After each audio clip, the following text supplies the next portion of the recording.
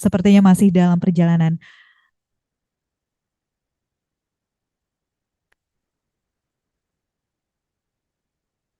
Ya, Bapak bisa mendengar suara saya, Pak?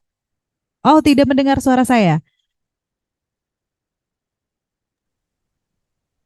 Oke, baik. Terima Ya, kasih. Eh, silakan, Pak. bisa dengar ya? Suaranya bisa diterima dengan jelas, Pak, dari sini. Silahkan, Oke, Pak. baik. Sebelumnya saya minta maaf. Tadi seyogianya saya akan walaupun daring, tapi daring di di tempat yang tetap gitu di kantor, tapi satu dan lain hal sehingga saya harus dalam perjalanan. Mudah-mudahan ini tidak akan apa mengurangi rasa hormat saya ke Pak Kalem ya, Pak Samsuri, kepada Bapak Ibu sekalian, pimpinan perguruan tinggi yang saya mau apresiasi dulu bahwa setahu saya setiap tahun LDKT itu selalu mengundang Puslabdik untuk memastikan terkait dengan pelaksanaan KIP kuliah gitu. Baik,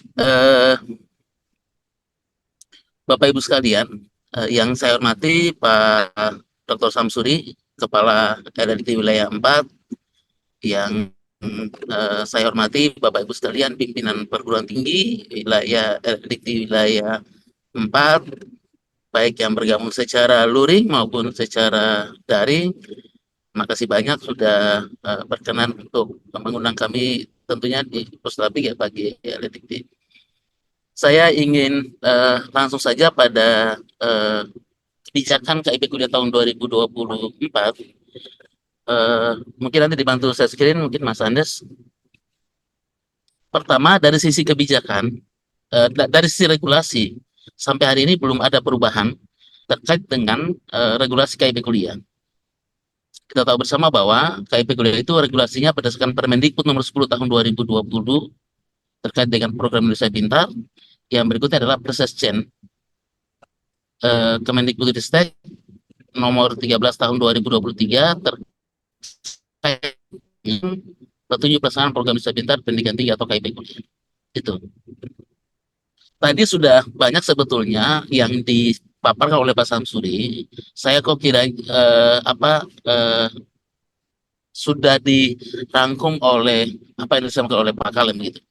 Saya mungkin hanya dasar terkait dengan regulasi kita gitu, Bapak Ibu sekalian.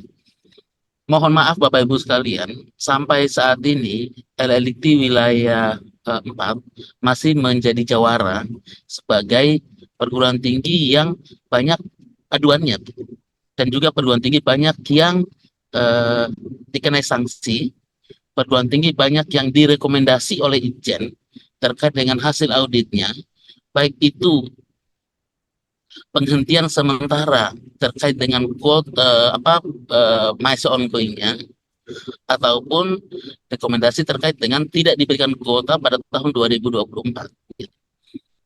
Artinya dengan kasus seperti ini harusnya kita semakin sadar Bapak Ibu sekalian bahwa KIP kuliah tidak boleh lagi kita mau mau bermain-main dengan KIP kuliah kayak gitu.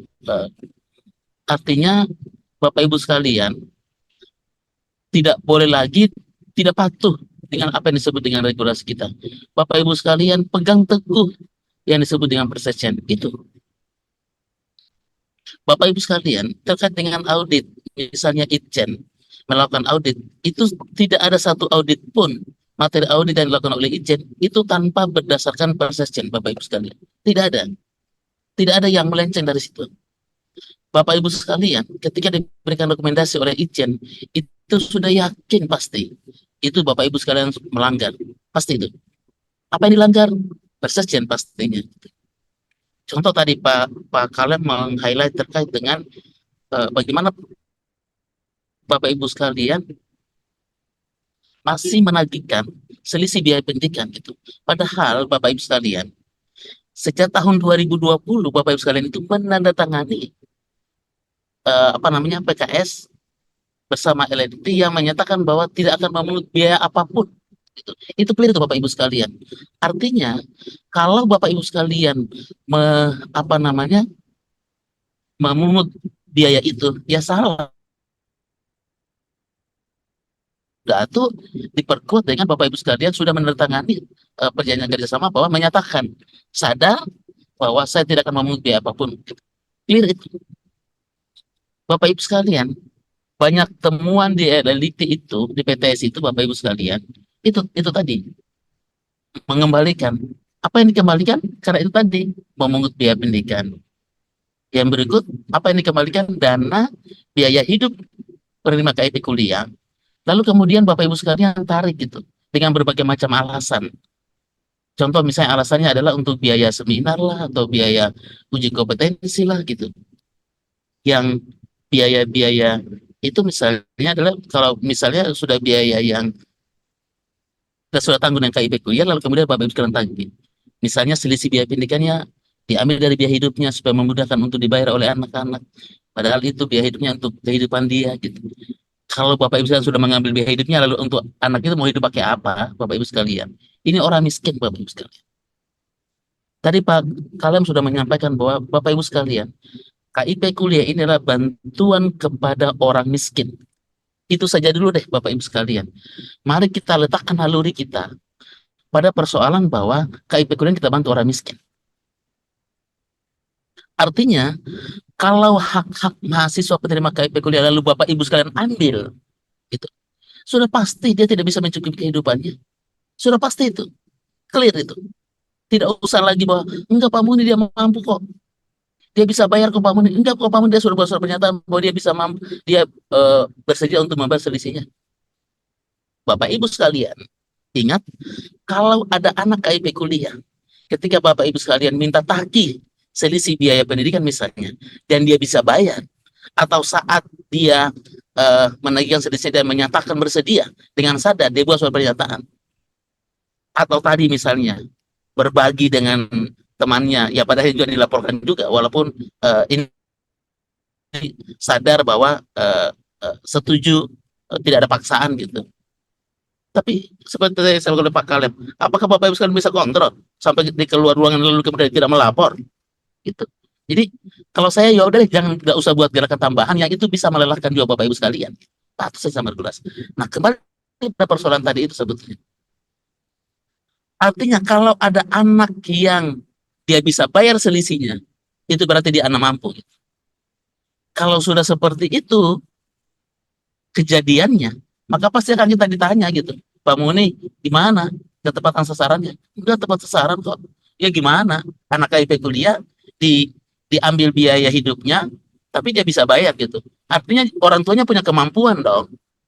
Sementara KIP kuliah ini kita berikan karena orang tuanya tidak mampu, orang tuanya tidak punya uang, makanya negara hadir untuk diberikan biaya kepada mereka. Kita berikan biaya pendidikannya, gitu ya. Kita biaya pendidikan kita berikan, tidak cukup hanya itu karena kalau hanya untuk biaya pendidikan tidak mampu ini anak. Dia tidak bisa kuliah hanya untuk kita mampu berikan biaya pendidikannya. Kita bantu dia dengan biaya hidupnya. Kalau biaya pendidikan kita berikan, biaya hidupnya juga kita berikan. Karena saking miskinnya, benar-benar Bapak Ibu sekalian, saya berupaya semaksimal mungkin, kalaupun diundang oleh elit di wilayah 4, kalaupun saya tidak bisa hadir secara luring, saya bisa lihat saya bisa hadir secara daring. Karena itu tadi, apa ya, kegerahan di kami juga, khususnya di saya gitu. Karena kami tahu bagaimana kami berhadapan dengan, misal, ketika Bapak Ibu sekalian buat kasus, buat pelanggaran, yang berhadapan dengan APH itu bukan cuma Bapak Ibu, jujur ini. Yang berhadapan dengan APH itu yang diminta kesaksiannya, itu bukan cuma Bapak Ibu sekalian yang melakukan pelanggaran. Kepala LDT diminta, pengelola KIP kuliah di LDT diminta, di Puslapdi pun, mulai dari kapus, PPK-nya, saya sebagai penanggung jawab KIP kuliah juga diminta keterangan, diminta di BAP sebagai saksi. Kan ini juga merupakan kita Bapak Ibu sekalian. Gitu. Andai saja Bapak Ibu sekalian patuh kepada yang disebut dengan regulasi kita, tidak akan terjadi. Clear itu. Cuma hanya karena Bapak Ibu tidak patuh, apa tadi yang dijabarkan oleh Pak Kalem, yang itu Bapak Ibu secara langgar, diaudit, ya sudah. Ini jujur saja, hari Senin saya dipanggil lagi, diminta keterangan di salah satu perguruan di Polres Pandeglang gitu. Banten pasti di tempat juga Pak Samsuri gitu, karena di tempat juga gitu. Kasusnya pelanggaran gitu Bapak Ibu sekalian. Nah ini yang saya mau highlight juga seperti apa tadi oleh Pak Samsuri. Saya amat sangat setuju bahwa hal-hal tadi yang disampaikan oleh Pak Sam gitu ya, Bapak Ibu sekalian itu jangan langgar. Gitu. Bapak Ibu sekalian langgar itu ada sanksinya. Gitu. Yes. Bapak Ibu sekalian langgar terkait dengan itu pasti ada sanksinya. Gitu. Sanksinya pengurangan kuota pasti, ditutup perguruan tingginya pasti. Yang berikut, selain kepada persoalan kelembagaan dan misalnya hal-hal bantuan lain yang disediakan oleh pemerintah, secara personality itu juga akan dihukum. Ketika sudah terbukti bahwa betul-betul dia melanggar hukum. Jadi menurut saya ya mau Bapak Ibu di pimpinan perguruan tinggi, kami tahu pimpinan perguruan tinggi adalah garda terdepan dalam pelaksanaan program KIP. Betul itu. Mulai dari melakukan seleksi sampai melakukan proses penetapan, sampai pada melakukan proses pembinaan, sosialisasi, evaluasi, monitoring, itu pasti di Bapak Ibu sekalian.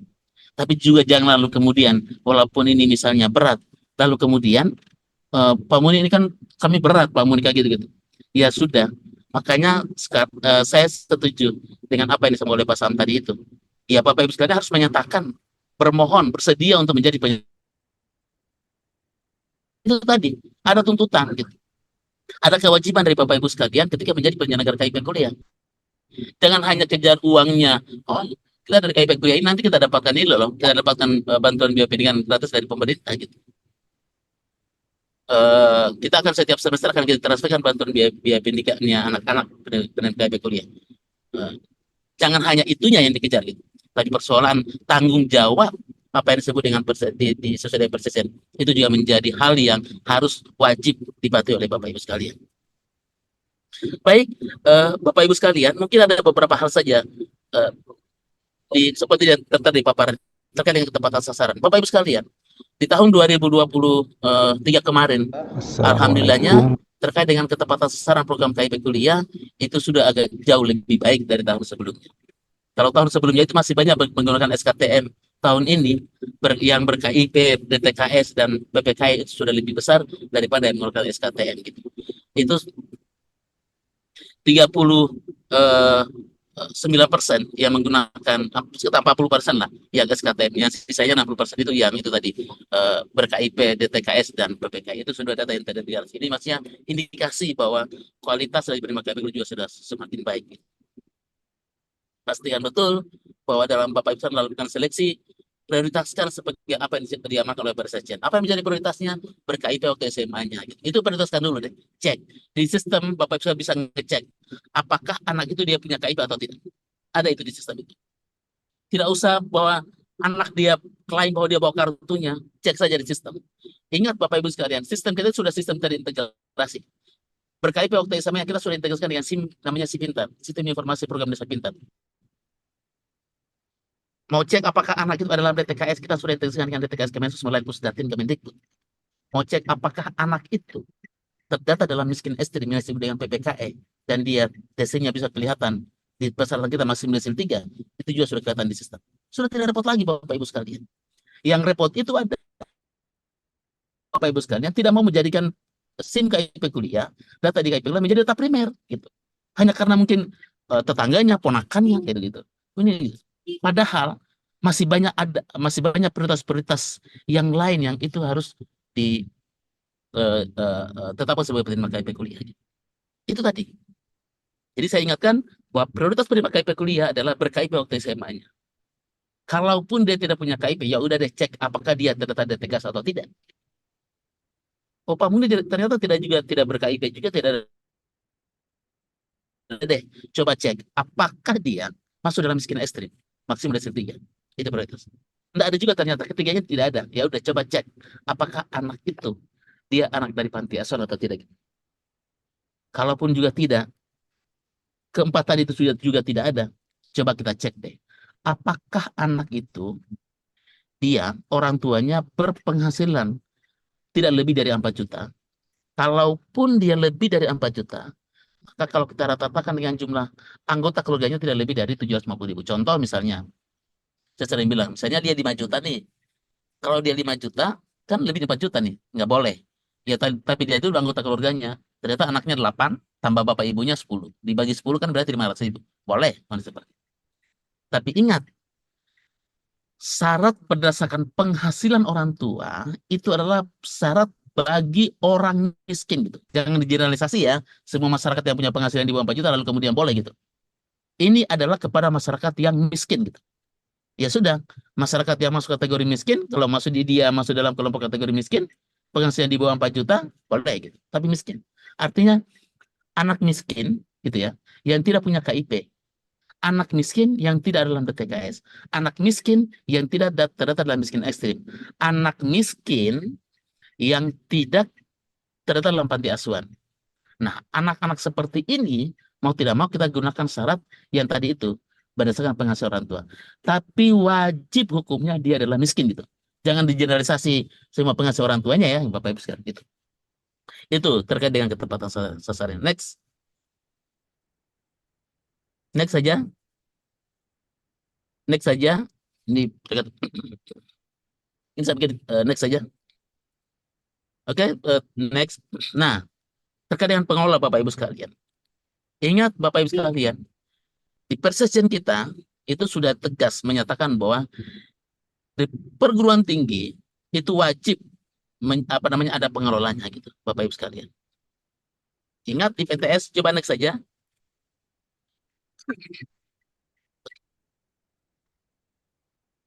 Khusus di PTS gitu. Minimal status apa namanya dalam struktur keanggotaan itu minimal memuat ada eh, ketua, ada anggota dan ada operator. Ini buatkan SK gitu. Ingat Bapak Ibu sekalian, nanti kalau di audit nih ternyata tidak ada SK pengelolanya, tidak boleh, pasti akan melanggar itu karena itu di persen kita sudah cantumkan. Jadi pastikan Bapak Ibu sekalian yang belum memiliki SK pengelola gitu ya, pastikan sudah harus ada SK pengelolanya. Minimal ada ketua, ada anggota dan ada satu orang operator. Tugas dan wewenangnya eh, apa yang apa namanya di persen sudah jelas apa yang menjadi tugas dan kewenangan. Next. Nih, apa tuh melakukan apa namanya pengelolaan, verifikasi, sinkronisasi, penyaluran, monitoring itu ya yang saya sebutkan tadi itu. Mengikuti bimbingan teknis seperti ini gitu ya. Melakukan sosialisasi gitu. Eh, Meminta pernyataan kepada mahasiswa. Ingat ya Bapak Ibu sekalian, itu kita setiap tahun ada saja sekitar 1.000 sampai 2.000, 3.000 malah yang mahasiswa baru semester 2-nya tidak diajukan pencairan. Alasannya kenapa kita tanya perguruan tinggi mengundurkan diri gitu. Ternyata dia nggak tahu kalau dia semester 1 dia terima KIP kuliah gitu. Karena Bapak Ibu sekarang pasti tidak membuatkan dia surat pernyataan gitu. Jadi pastikan juga betul ya Bapak Ibu sekalian, buatkan surat pernyataan, di proses yang sudah ada formatnya buat surat pernyataan, sehingga dia tahu apa yang menjadi hak dan kewajibannya gitu. Apa yang menjadi kewajiban dia ketika dia menjadi penerima KIP kuliah. Surat pernyataan juga itu sebetulnya salah satu kita pengontrol apakah dia betul-betul dia bersungguh-sungguh untuk kuliah dan dibiayai dengan KIP kuliah gitu. Jangan sampai dia hanya terima satu semester lalu kemudian dia mundur gitu. Dia menghilang. Kan kasihan. Itu mengurangi kesempatan orang lain yang miskin orang lain gitu. Ingat Bapak Ibu sekalian, kalau berdasarkan statistik kita, di tahun 2023 kemarin itu ada 1 juta lebih pendaftar KIP kuliah. Kota kita dengan bantuan biaya pendidikan itu hanya 200 ribu gitu. Sangat kecil Bapak Ibu sekalian. Itu berarti sangat kompetitif gitu. Dipastikan betul-betul diseleksi sesuai dengan persyaratan penerima KIP. Next. Oke, next saja. Next saja. Ya. Oke, next saja ini mekanisme. Next saja. Next saja. Oke. Bapak Ibu sekalian, ini juga yang sering terjadi di kita. Ini saya sekarang kenapa diperjalan karena sudah ditelepon sama BPK untuk apa mau pertemuan terkait dengan hasil audit ya, apa namanya tindak lanjut audit. Yang ditemukan oleh BPK itu adalah terkait dengan penghitungan eh, besaran biaya pendidikan penerima KIP kuliah. Ternyata Bapak Ibu sekalian dalam menghitung besaran biaya pendidikannya itu tidak sesuai dengan rataan yang ada di reguler gitu. Yang non penerima kan kita sudah bisa tahu kan bahwa rataan penerima bisa begini, besaran biaya pendidikan penerima KIP kuliah itu adalah rataan ya penerima biaya pendidikan yang non KIP di prodi itu. Ya sudah misalnya ada ada 20 orang, 5 orang KIP kuliah, berarti udah 15 orang. Hitung berapa rataannya besaran biaya pendidikannya. Di PTS sih nyaris hampir sama ya, karena kan komponen pembiayaan di PTS itu mirip-mirip sama begitu. Kalau di PTN sih mungkin iya ya, ada UKT 1, UKT 2 gitu. Tapi kalau di PTN rata-rata gitu. Tapi ada juga yang membedakan. Nah, anehnya kenapa BPK menemukan seperti itu? Anehnya besaran biaya pendidikan yang ada di reguler itu berbeda dengan besaran biaya pendidikan yang ada di anak KIP kuliah rataannya. Nah, kan harusnya kan besaran biaya pendidikan itu kita dapatkan dari rataan anak non KIP kuliah. Tapi kenapa dia berbeda gitu? Artinya ada yang salah hitung dengan Bapak Ibu sekalian menghitung besaran biaya pendidikan. Ada juga temuan BPK itu gini Bapak Ibu sekalian. Besaran biaya pendidikan yang diajukan oleh Bapak Ibu sekalian melebihi dari akreditasi gitu. Padahal di sistem itu kita sudah ngunci gitu. Ini ini bisa jadi saat Bapak Ibu sekalian mengusulkan iya, tapi ternyata prodi itu 1 bulan kemudian kadaluarsa.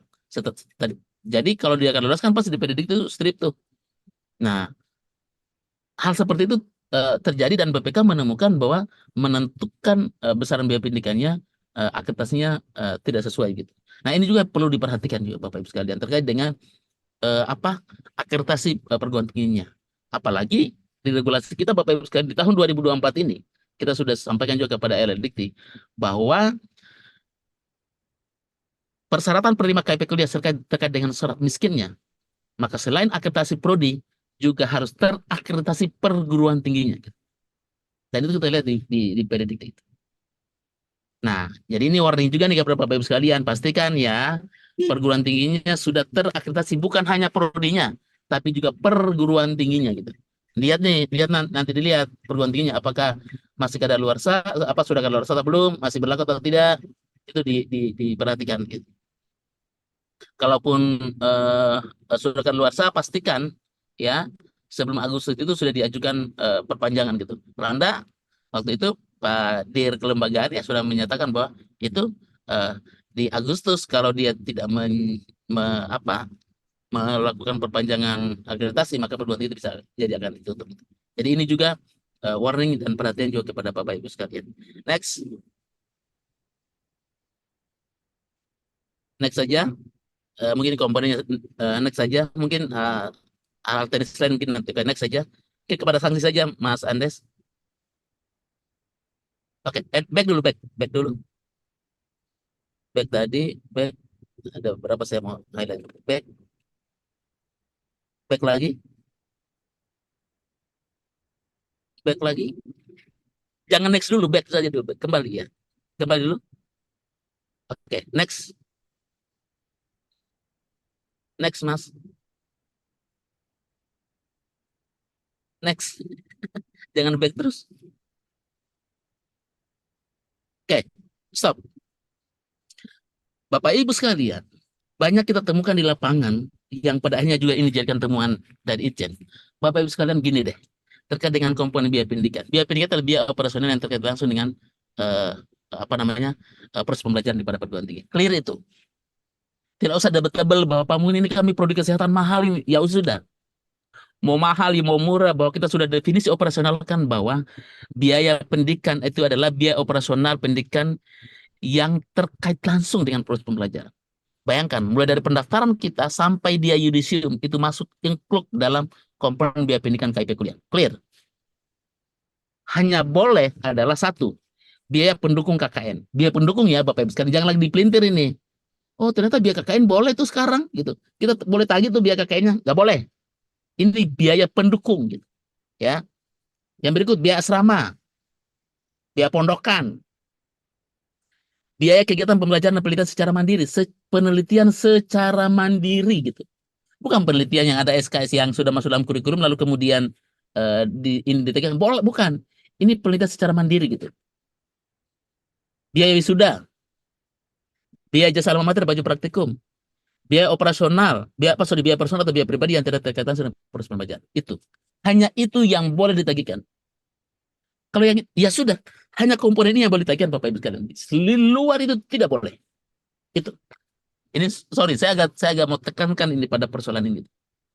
Iya, pamor kita kan mahal biaya kita. Ya sudah, makanya kan Pak Samsudi sekarang minta kesediaan Bapak Ibu sekalian. Kalau bersedia menerima KIP dengan sesuai dengan regulasi, monggo. Kalau enggak ya udah. Kan tadi saya sempat nyimak tadi ada perguruan tinggi protes gitu.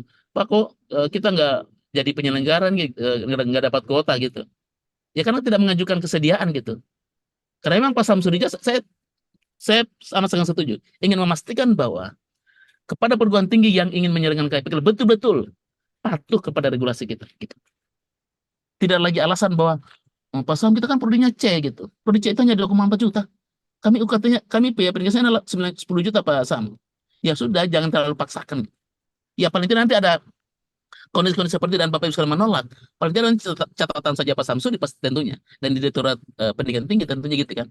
Bahwa perguruan tinggi yang tidak care. Yang ikut berpihak kepada kalau orang miskin gitu. Toh, Bapak Ibu sekalian juga punya tanggung jawab kan kepada orang miskin. Harusnya itu ada orang miskin yang harusnya dibiayai gratis oleh Bapak Ibu sekalian. Tapi ini ya sudah, ini ada bantuan pemerintah gitu ya.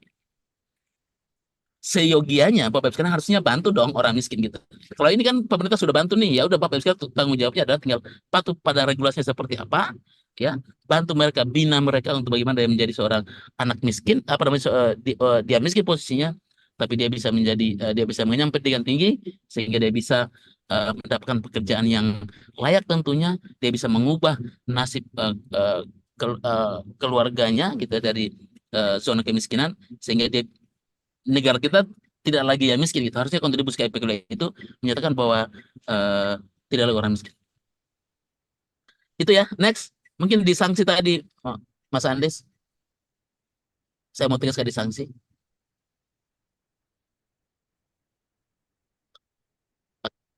Mungkin agak panjang. Oke, terkait dengan sanksinya Bapak Ibu sekalian ya.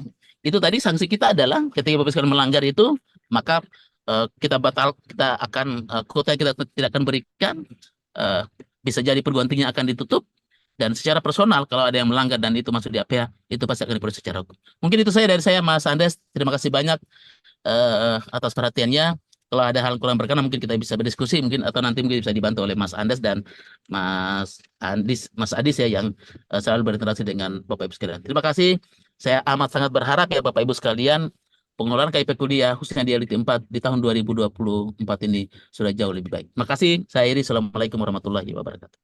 Waalaikumsalam warahmatullahi wabarakatuh. Terima kasih banyak Bapak Dr. Muni Ika MSI. Boleh tepuk tangan sekali lagi. Hati-hati di jalan Bapak. Terima kasih banyak atas pemaparannya, arahannya terkait dengan penjelasan kebijakan dan juga ketentuan program KIP kuliah.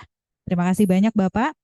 Dan hadirin yang berbahagia yang turut bergabung dalam kegiatan hari ini secara daring dan luring. Untuk berikutnya kita akan mendengarkan paparan atau pemaparan ketentuan program KIP kuliah yang akan disampaikan dari Inspektorat Jenderal Kemendikbudristek. Untuk itu kami mengundang dari Inspektorat Jenderal dipersilakan. Terima kasih Ibu yang kami hormati, Pak Syamsuri, Pak Ning, Bapak Ibu sekalian, serta Jum. Alhamdulillah kita bisa jua walaupun di forum daring.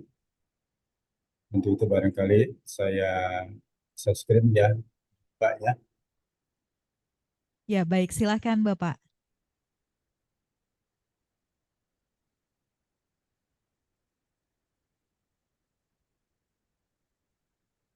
Sudah nampak belum, Mbak? Izin Bapak belum? Oh, Bu. Ini yang tampaknya hanya folder saja, Pak. PowerPoint-nya belum terlihat. PowerPoint-nya belum ya? Belum, Pak.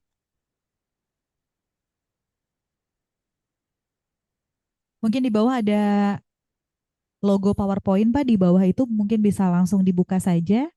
Mm-mm. Yang di bawah, Pak. Di bawah itu, Pak. Sebelah Zoom, folder yang di bawah. Nah, ke bawah lagi, Pak.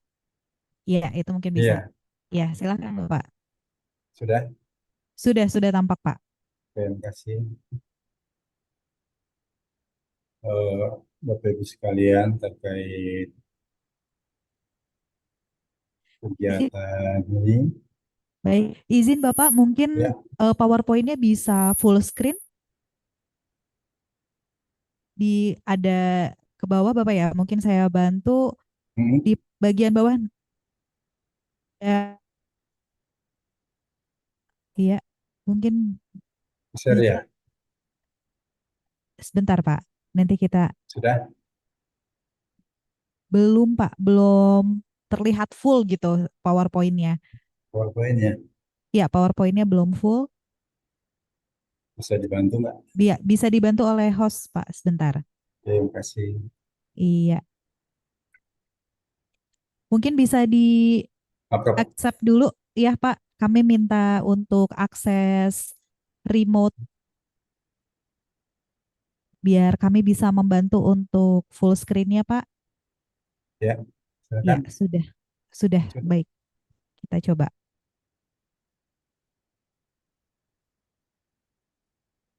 Nanti kami sudah mengirimkan request untuk remote-nya Pak. Bisa Hmm. diterima sama Bapak, bisa diklik accept gitu mungkin Klik dari approve ya, Bapak. Iya, betul. Approve. sudah. Baik, sudah. Kami Terima bantu sebentar Pak. kasih. Ya, sudah tampak secara penuh. Ya, silakan Bapak. Ya, terima kasih. Yang kami hormati Pak Samsuri, Pak Muni, Bapak Ibu sekalian, beserta Jum terkait sosialisasi kebijakan KIP kuliah dan pendistribusian kuota LDT wilayah 4.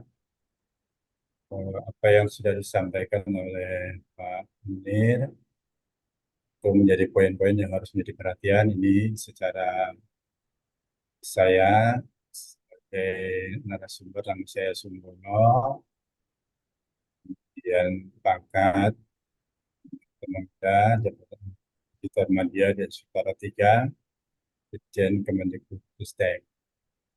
Bapak Ibu sekalian, ini sekilas info terkait keberhasilan penerima KIP kuliah.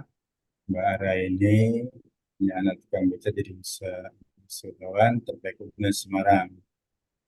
Ini kita sebut saja, ini terkait poin-poin yang menjadi tugas dan fungsi kami di Inspektorat Jenderal Kemendikbudristek. Ini pada posisi kita menyelenggarakan pengawasan. Kegiatan pengawasan itu yang tadi disampaikan Pak Muni, ini juga akan menjadi catatan bagi kami manakala Bapak Ibu sekalian penyelenggara KIP kuliah tidak melaksanakan sesuai dengan persesjennya. Jadi nanti kami akan melaksanakan kegiatan pengawasan, bisa masuk melalui audit, bisa melalui review, evaluasi, pemantauan, dan pengawasan lainnya. Dengan posisi poin yang kita akan perankan di sini, kita akan menjadi pemberi peringatan dini, menjadi katalisator dan konsultan terkait kegiatan KIP kuliah. Maka peran kita ini kita akan coba untuk bisa mencegah terjadinya hal-hal yang tidak sesuai dengan peraturan. Kemudian kita mencoba katalisator terkait mengarahkan, menghentikan, dan mendorong organisasi untuk dapat melaksanakan pengolahan KIP kuliah sesuai dengan persesjennya. Untuk itu kita berharap kita dapat mencegah, melindungi organisasi dari kegagalan mencapai visi misi dan tujuan organisasi. Ini kita laksanakan dalam rangka mengawal OTK kita dan terkait rincian tugas dari Dirjen Kemendikbudristek.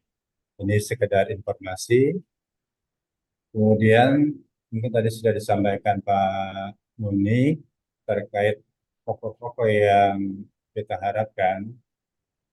Laksanakanlah kegiatan pengelolaan KIP kuliah dengan mengacu kepada regulasinya. Ini regulasinya Bapak Ibu sekalian tolong didomani, kemudian dari regulasi sini kita berharap terkait tujuan program Indonesia Pintar Dikti, ini tujuannya meningkatkan perluasan akses dan kesempatan belajar di perguruan tinggi bagi mahasiswa warga negara Indonesia yang tidak mampu secara ekonomi. Ini kami hanya mengingatkan saja, tadi sudah disampaikan oleh Pak Muni, kemudian berharap tujuan ini bisa meningkatkan prestasi mahasiswa pada bidang akademik dan non-akademik.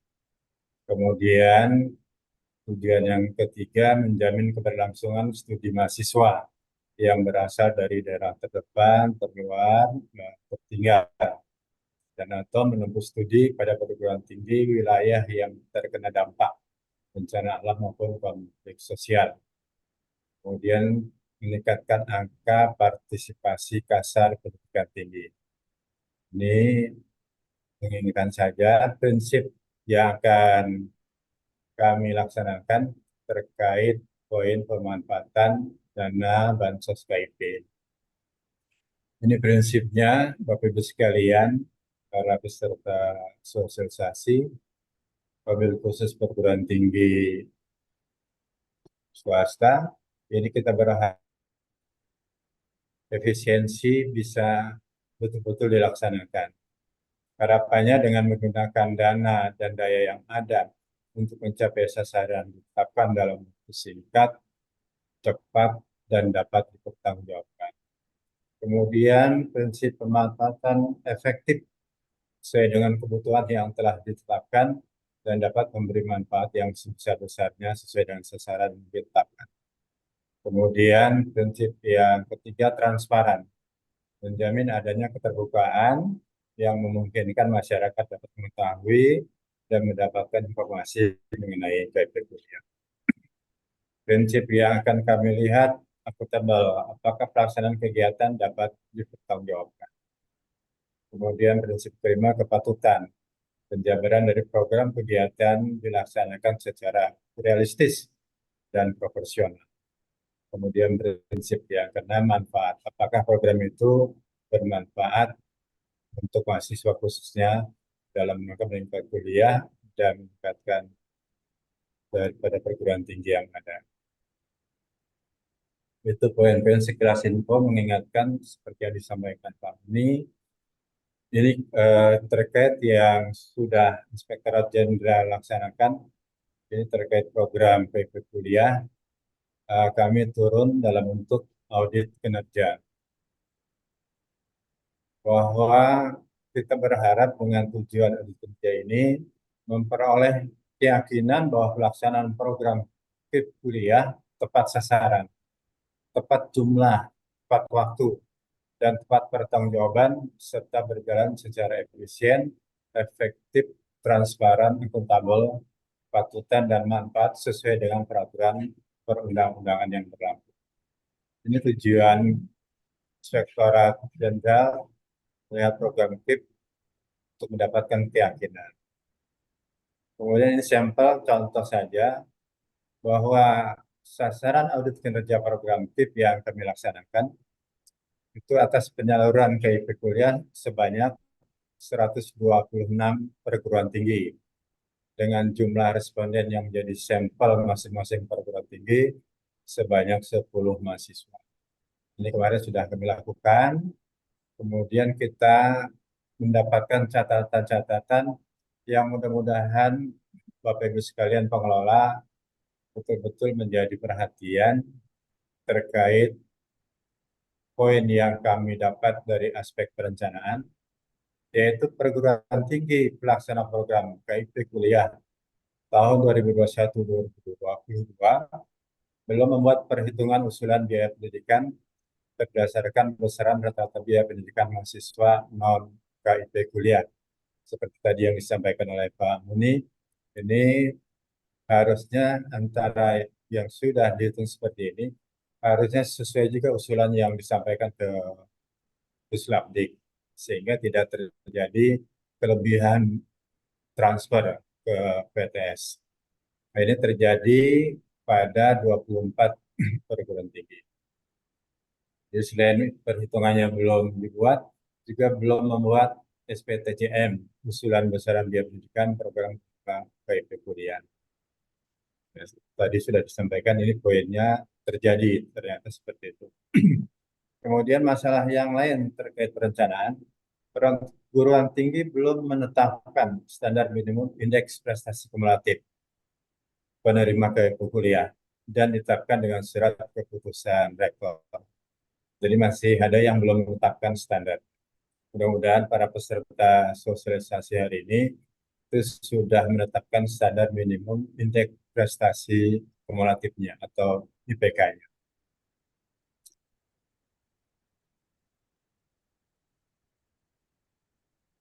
Kemudian juga terdapat mahasiswa penerima KIP kuliah yang telah diberhentikan, tadi sudah disinggung oleh Pak Muni, namun masih dibayarkan biaya pendidikannya. Memang itu menjadi catatan di kami. Kemudian yang kedua, terdapat perguruan tinggi yang masih memungut tambahan biaya terkait operasional pendidikan, antara lain biaya pendaftaran. Ini juga tadi sudah diingatkan. Mudah-mudahan para pengelola perguruan tinggi setelah disampaikan oleh Pak Muni dan catatan-catatan yang kami sampaikan, mudah-mudahan menjadi warning, mengingatkan jangan sampai terjadi hal-hal seperti itu. Kemudian nomor 3, terdapat perguruan tinggi memungut pembayaran biaya non operasional pendidikan dari mahasiswa pada setiap semesternya untuk penerima KIP tahun 2021, 22, 23 yang belum mempertimbangkan kemampuan ekonomi. Ini terjadi di 4 perguruan tinggi. Kemudian kelebihan pembayaran biaya pendidikan dan biaya hidup. Ini terjadi di 3 perguruan tinggi, tapi jumlahnya lumayan besar, 1,6 miliar sekian. Terdapat perguruan tinggi yang mengalami kekurangan penyaluran biaya pendidikan dan biaya hidup. Ini terjadi di 5 perguruan tinggi. Kemudian terdapat 19 mahasiswa penerima KIP kuliah yang tidak memenuhi persyaratan penerima KIP kuliah, terjadi di 3 perguruan tinggi.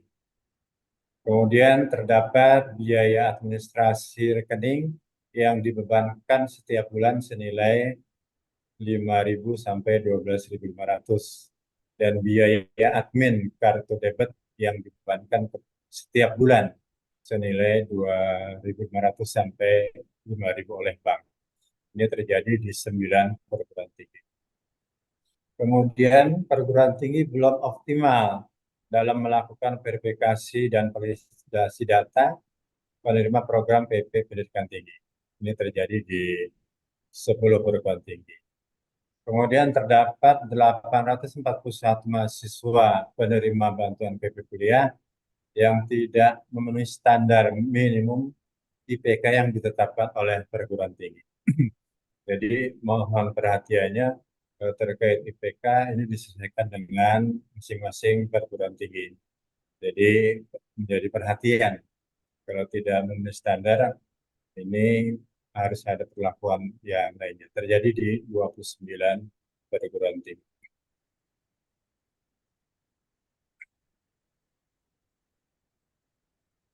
Kemudian dari kondisi yang ada ini catatan-catatan terkait perguruan tinggi pelaksana program PIP Pendidikan Tinggi belum menyampaikan laporan atas penyaluran dan penggunaan biaya pendidikan PIP Pendidikan Tinggi kepada LLDT.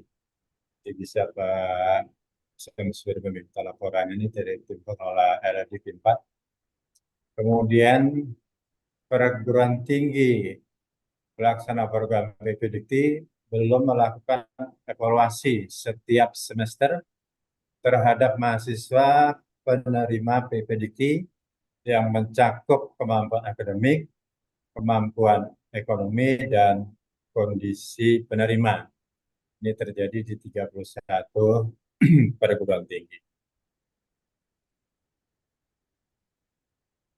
Nah, dari rutinitas yang kami laksanakan secara Inspektorat 3 itu melakukannya kegiatan-kegiatan secara rutin dalam rangkaian dalam 1 tahun kegiatan itu ada beberapa kali kami turun. Manakala di Inspektorat 3 khususnya yang membawahi Puslapdik dan Dikti se-Indonesia, itu kalau kita selesaikan di Inspektorat 3 bisa selesai, itu akan kita selesaikan. Manakala tidak selesai atau manakala ada pengaduan-pengaduan terkait PIP kuliah, maka ini kami serahkan ke investigasi terkait kebijakan audit investigasi, temuan-temuan yang ada. Ini poinnya secara khusus nanti dari permasalahan-permasalahan yang secara rutin di Inspektorat 3, maka diserahkan kepada Inspektorat Investigasi. Poin yang akan dilaksanakan secara tugas dan fungsi Inspektorat Investigasi, ini ada 2 poin pengawasan. Yang pertama terkait pelaksanaan penemuan fakta. Ini bisa terkait pengaduan masyarakat atau pegawai atas dugaan korupsi, kolusi, nepotisme, dan penyelewengan lain di lingkungan kementerian. Jadi maksud kami, manakala di Inspektorat 3 yang secara membawahi Puslapdik dan Dikti tidak selesai, itu akan disampaikan, diberikan kepada Inspektorat Investigasi. Tapi umumnya untuk Inspektorat Investigasi tergantung dari pengaduan yang terjadi. Jadi manakala Bapak Ibu sekalian perguruan tinggi dalam kerangka pengelolaan KIP ada di antara mungkin ada yang tidak kompak, ada yang mungkin tidak senang atau melihat situasi yang ada mungkin ada menimbulkan kok yang dilaksanakan seperti ini, seperti itu, padahal itu di luar regulasi, mungkin saja dari mereka ada pengaduan. Nah, pengaduan ini nanti akan diselesaikan oleh Inspektorat Investigasi. Kemudian yang kedua, pelaksanaan audit investigasi terhadap pengaduan masyarakat atau pegawai atas dugaan korupsi, kolusi, nepotisme, dan penyelewengan lain di lingkungan kementerian. Jadi sekali lagi, manakala nanti secara audit rutin tidak selesai, maka penyelesaian akan dilakukan oleh Inspektorat Investigasi dengan catatan kalau itu khususnya manakala ada pengaduan. Kegiatan yang akan dilaksanakan oleh audit investigasi, ini audit investigasi rangkaiannya melalui desauditnya. Kemudian dari desaudit barangkali pengaduan dikaji, ditelaah, kemudian apakah itu cukup dengan fact finding atau harus dengan tujuan tertentu, atau sudah langsung pada tingkat audit investigasi untuk penentuan sanksi, penjatuhan hukuman, dan lain-lain. Ini rangkaian kegiatannya. Kemudian terkait yang sudah terjadi, ini kemarin tercatat pengaduan terkait PIP Program Indonesia Pintar Perguruan Tinggi dari Januari sampai dengan 18 April, total pengaduan masyarakat terkait PIP dan KIP sebanyak 59 aduan. Terbagi 2, aduan PIP khusus adjustment 28 pengaduan PIP perguruan tinggi 31 pengaduan.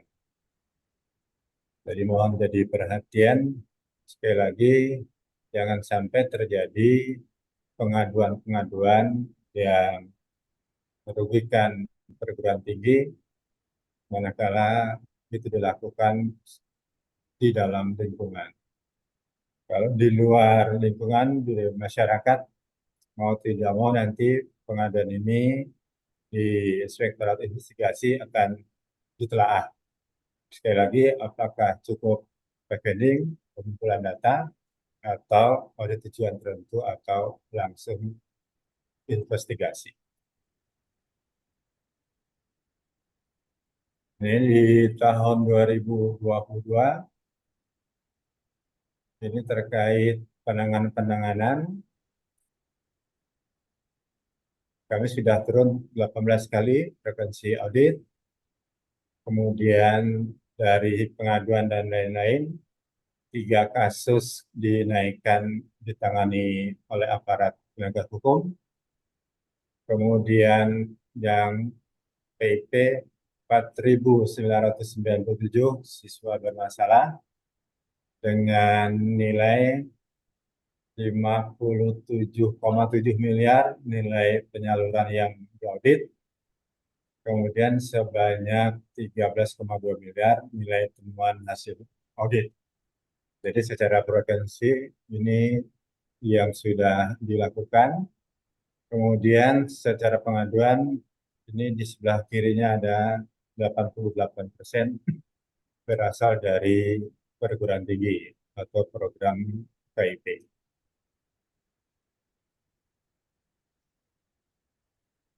Ini terkait modusnya, mudah-mudahan tidak terjadi di perguruan tinggi, Bapak Ibu sekalian, beserta sosialisasi. Modus yang sering terjadi dalam penyimpangan KIP, yang pertama memungut atau melakukan potongan KIP kepada mahasiswa. Yang kedua, menahan kartu ATM dan buku tabungan mahasiswa. Yang ketiga, membuat peserta didik palsu. Yang keempat, masih menarik biaya hidup, SPP, TS, UAS, dan uang lab dari mahasiswa. Yang kelima, subsidi silang kepada mahasiswa lain yang diusulkan tetapi tidak menerima KIP. Ini modus-modusnya. Jadi mohon menjadi perhatian, demikian yang dapat kami sampaikan.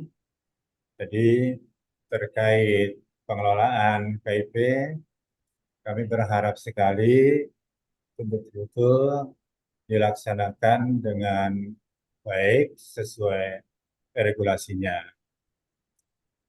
Terkait biaya perhitungan antara mahasiswa yang tadi besaran kuliahnya itu betul-betul menjadi poin perhatian. Manakala itu sudah disepakati dengan Puslapdik, mohon betul-betul perhitungan itu yang disampaikan, perhitungan itu yang dimintakan. Jangan sampai terjadi dihitung melebihi dari kesepakatan. Jadi diambil batas tertingginya, sehingga nanti banyak kelebihan salur ke perguruan tinggi. Itu poin-poinnya yang bisa kami sampaikan dalam rangka sosialisasi. Sekali lagi tetap berpedoman kepada juknisnya, regulasinya betul-betul dipahami, betul-betul dilaksanakan. Mudah-mudahan manakala itu sudah dilaksanakan, tidak terjadi hal-hal yang tidak kita inginkan. Dan mudah-mudahan tidak terjadi juga banyak pengaduan dari masyarakat atau mungkin dari internal di perguruan tinggi. Sebab kalau terjadi pengaduan internal dari tim kerja itu sangat menyulitkan nanti perguruan tinggi dalam menyelesaikan permasalahan. Demikian barangkali dari kami, Ibu sekalian, Samsuri, Pak Muni kalau masih ada, Bapak Ibu peserta sosialisasi, terima kasih atas perhatiannya. Dan mohon maaf manakala ada yang kurang berkenan. Assalamualaikum warahmatullahi wabarakatuh. Waalaikumsalam warahmatullahi wabarakatuh. Boleh beri tepuk tangan sekali lagi kepada Bapak Sumbono. Terima kasih banyak Pak. Luar biasa Bapak Ibu. Tidak terasa ya, kita sudah berada di penghujung acara. Alhamdulillah acara sosialisasi kebijakan KIP kuliah dan penyerahan kuota KIP kuliah LL Dikti Wilayah 4 akan segera usai. Namun sebelumnya kami mengucapkan banyak terima kasih kepada semua pihak yang sudah uh, sama-sama mensukseskan acara di pagi hari ini. Dan untuk itu juga kami juga memohon maaf apabila ada hal yang kurang berkenan. Namun sebelum saya tutup ada beberapa informasi terutama untuk Bapak Ibu yang hadir secara luring nanti mungkin sebelum meninggalkan ruangan disilakan untuk mengambil ada berkas atau dokumen dulu di meja registrasi nanti akan dibantu oleh teman-teman atau Bapak Ibu dari Dikti Wilayah 4. Akhir kata terima kasih banyak. Wabillahi taufiq wal hidayah. Wassalamualaikum warahmatullahi wabarakatuh.